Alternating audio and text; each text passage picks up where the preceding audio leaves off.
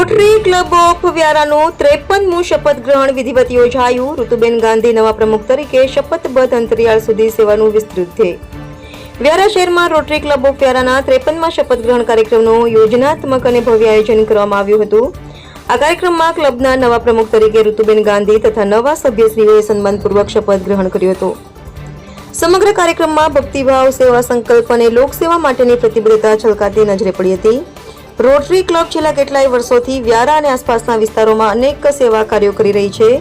શિક્ષણ ક્ષેત્રે નબળા વર્ગના બાળકોને ચોપડા, નોટબુકનું વિતરણ, જરૂરિયાતમંદ લોકોને ધાબળા વિતરણ, બ્લડ ડોનેશન કેમ્પ અને નેત્ર ચકાસણી કેમ્પ જેવી પ્રવૃત્તિઓ રોટરી દ્વારા સંચાલિત થાય છે.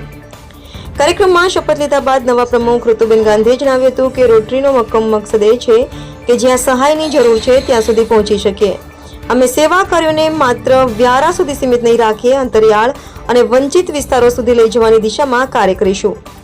આ કાર્યક્રમમાં રોટરીના પૂર્વ પ્રમુખશ્રીઓ, વરિષ્ઠ સભ્યો તેમજ વિશિષ્ટ મહેમાનો ઉપસ્થિત રહ્યા હતા.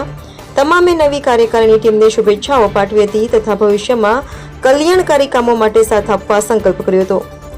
કાર્યક્રમના અંતે આભાર વિધિ સાથે શપથ ગ્રહણ સમારંભ પૂર્ણ થયો હતો અને કાર્યક્રમ બાદ સહભોજનનું આયોજન પણ કરવામાં આવ્યું હતું. રિપોર્ટર હાર્દિકભાઈ જોશી, સોનગઢ.